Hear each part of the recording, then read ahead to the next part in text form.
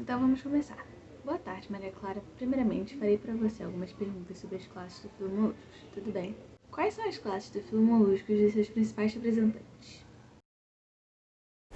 Então, os moluscos, eles são representados por 7 classes. Não tenho ordem, mas eu vou falar na ordem que vi na minha cabeça. Então, a primeira é a classe Aplacophora, que são os aplacóforos, e onde eles têm a característica da falta de concha calcária. E um representante seria a Epimênia. A segunda classe é a Monoplacophora, que são os monoplacóforos, e eles são totalmente cobertos por uma concha única. E o representante seria a Neofilina. A terceira classe é a Poliplacophora, que são os poliplacóforos, onde há a presença de uma concha dorsal com 8 placas. E um exemplo é o chiton. A próxima é a classe Scaphora, que são os escafópodos, e eles possuem uma concha única em forma de cone, e um exemplo seria a concha presa. A classe Biválvia, que são os bivalves, e a presença de concha com 2 partes articuladas, e um exemplo são as ostras. A classe Gastropoda, que são os gastrópodes, e a presença de um pé musculoso essencial, usado para rastejar, e um exemplo são os caracóis. E por último, a classe Cephalopoda, que são os cefalópodes, que são predadores carnívoros com bico como mandíbula. Um exemplo é o polvo. Certo. Agora irei te fazer algumas perguntas sobre as características gerais desse filo. Quando você pensa nesse filo, quais são as principais coisas que vêm à sua cabeça? Eu acho que as primeiras coisas que vêm na minha cabeça é que eles podem ser seres marinhos, terrestres ou de água doce. E que eles são animais triblásticos, celomados, com simetria bilateral, e no qual o corpo é dividido em cabeça, pé e massa visceral. Você poderia nos explicar essas últimas características que acabou de citar? Sim, claro. Então, um animal triblástico, ele é aquele que possui 3 folhetos germinativos: a equinoderme, a endoderme e a mesoderme. O celomado, ele é aquele que apresenta cavidade revestida completamente para a mesoderme.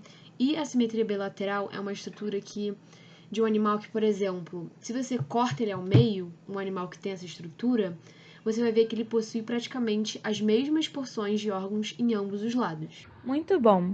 Mas e quanto à cabeça, pé e massa visceral desses animais? Vamos por partes. O corpo deles é dividido em cabeça, pé e massa visceral, como eu já disse antes. A cabeça é onde está presente os gânglios cerebrais e órgãos sensoriais, que variam de espécie de moluscos.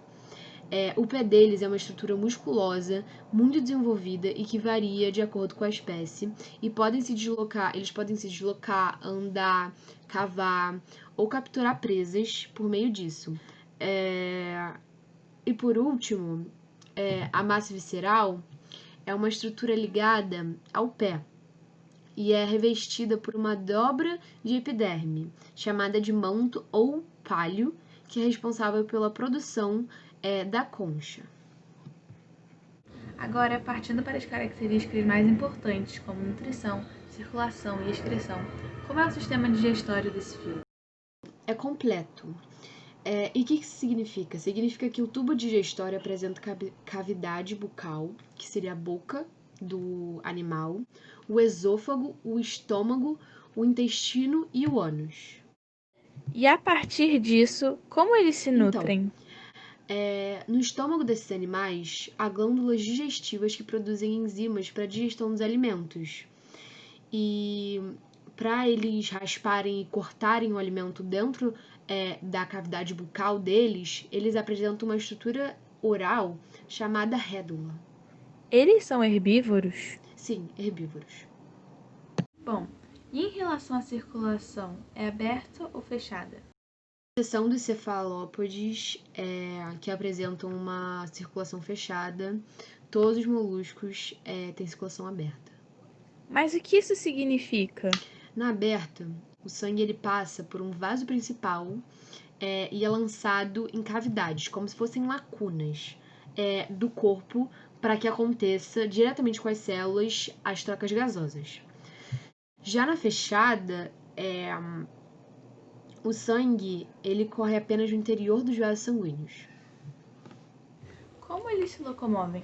A maioria dos moluscos eles têm um pé musculoso que ajuda na locomoção. Os gastrópodes, por exemplo, que é uma das classes do filo moluscos, eles se locomovem por ondas de contração e a estrutura que se compara aos ossos, que seriam os nossos, é a concha, que dá estrutura ao corpo do caracol. Os bivalves, que é outra classe, são sedentários. Então, eles só se locomovem para escapar dos predadores e eles não possuem uma sola rasteira plana, mas eles têm uma que se parece com uma lâmina que eles usam para cavar. E os principais moluscos responsáveis pelo movimento do pé são os afastadores pedais anterior e posterior. Perfeito. Sabemos que o sistema excretor dos moluscos é bem desenvolvido, mas por quê? Então, os moluscos, eles possuem estruturas excretoras que se abrem na cavidade celomática, os denominados nefrídeos. Pela abertura interna das estruturas, o nefróstoma, eles penetram substâncias encontradas na corrente sanguínea e no líquido celomático. Em certos moluscos, como por exemplo nos cefalópodos, os nefrídeos estão bem agrupados, originando um rim primitivo. E quanto às suas trocas gasosas? Como eles respiram e por onde? Os moluscos terrestres, eles respiram oxigênio e inspiram dióxido de carbono por meio dos pulmões ou pela respiração cutânea.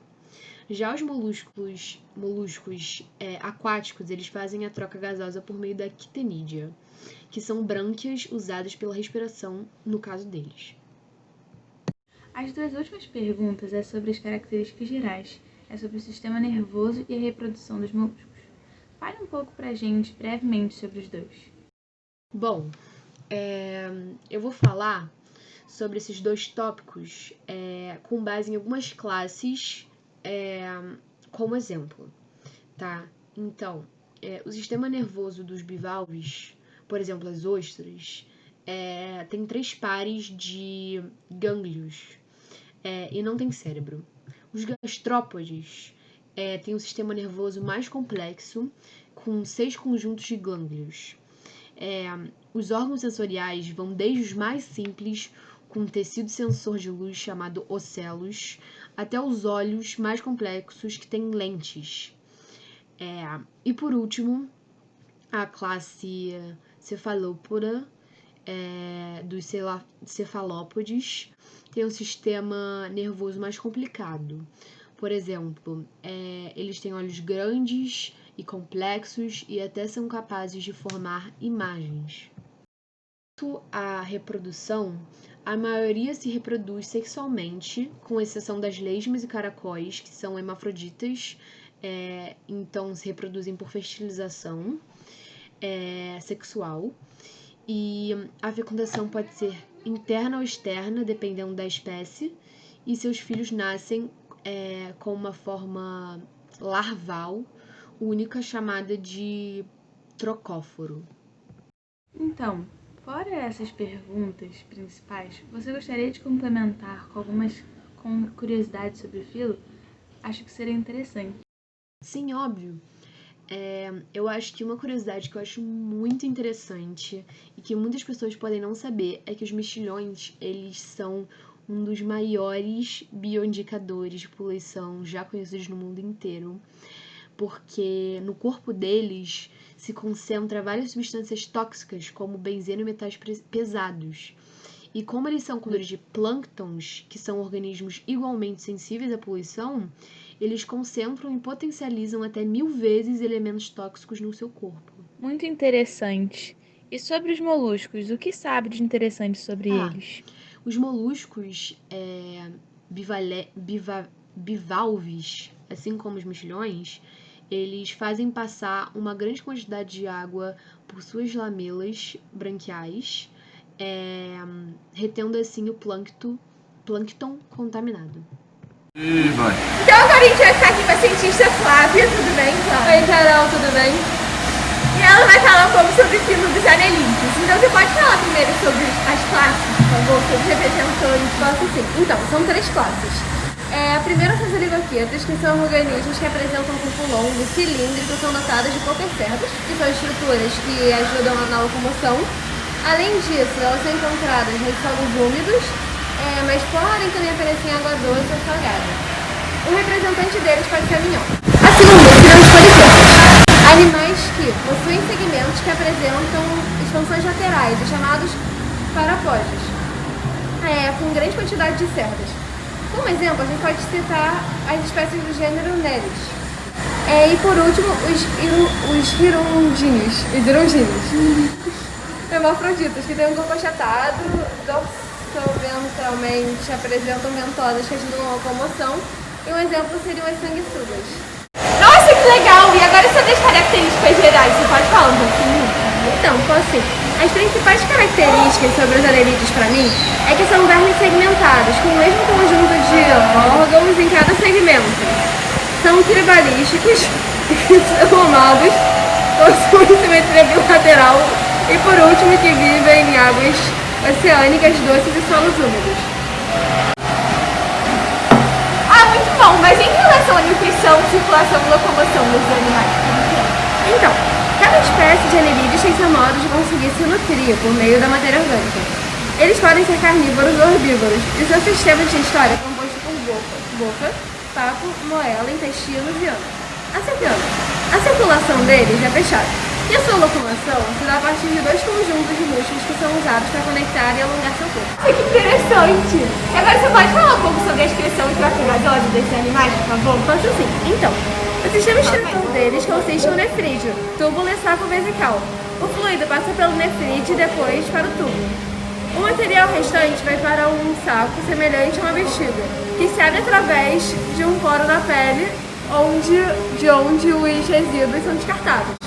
Em relação à troca gasosa, a maioria dos anelídeos não tem órgãos específicos para respiração, e respiram através da sua pele, que é chamada de respiração cutânea. E sobre reprodução e coordenação? Então, a reprodução depende de cada espécie. Por exemplo, as poliquetas podem se reproduzir sexualmente, assexualmente ou serem hermafroditas. Já as hirundíneas são somente hermafroditas.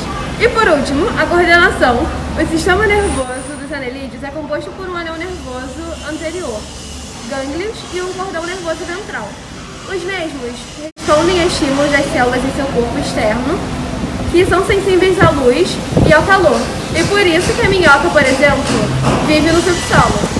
Caramba, você quer contar mais alguma curiosidade pra gente?